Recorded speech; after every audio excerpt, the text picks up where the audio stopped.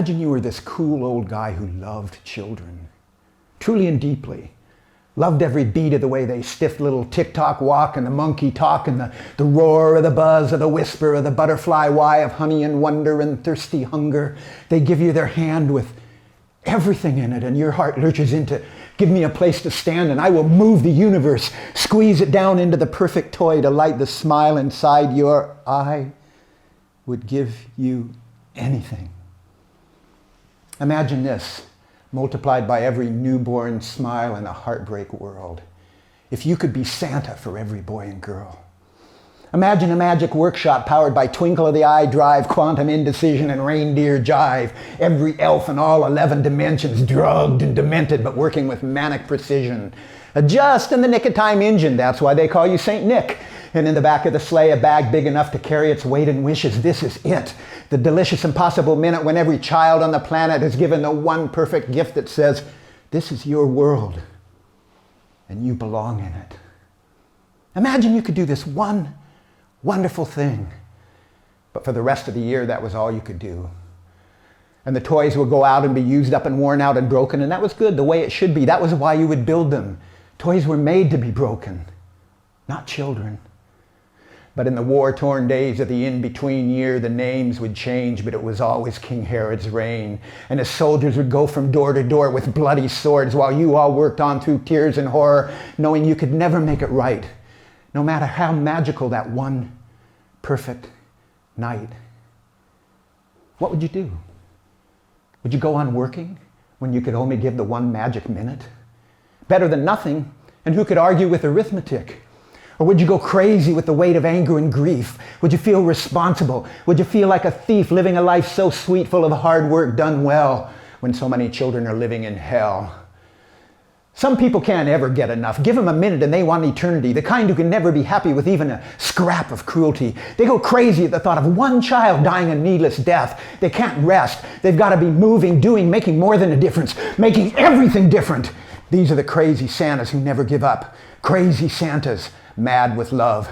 Crazy Santas get up at the crack of dawn, work boots on, march out into the street, onto the field, get beat, fight back, get shot at, don't stop, live life hot-wired. Crazy Santas are dangerous, but it's a dangerous world.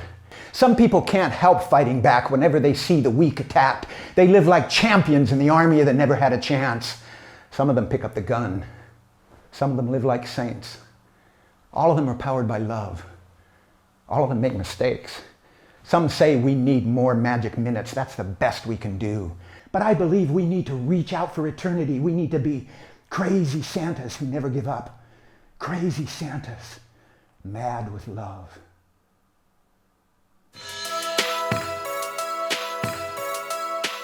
Last Christmas, I gave you my heart, and the very next day you gave it away. Well, that isn't exactly true.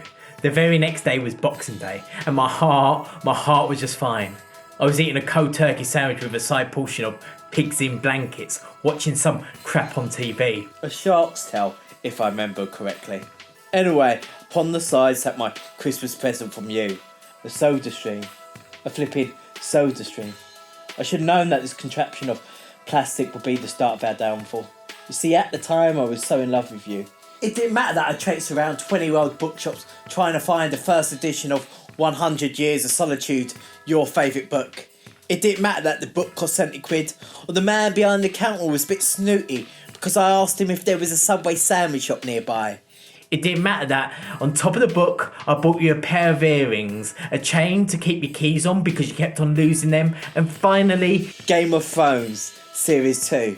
I wouldn't have bought the latter, but you kept on bombarding me with subtle hints like, I really like Game of Thrones, especially Series 2.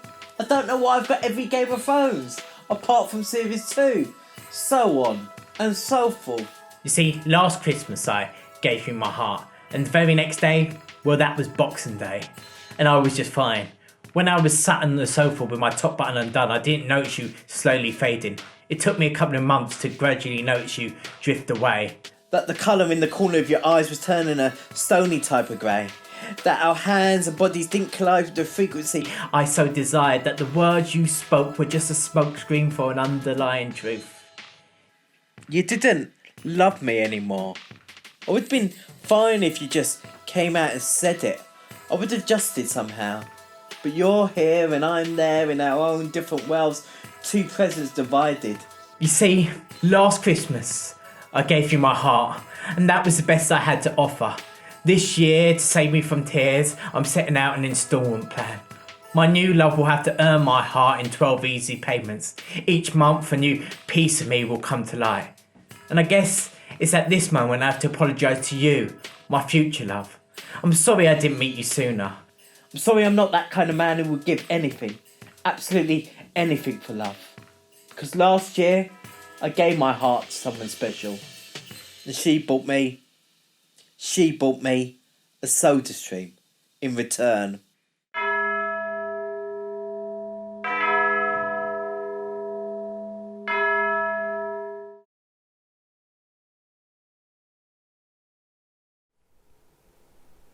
It's a madness out here, and I can't tell if I'm crying from the chill.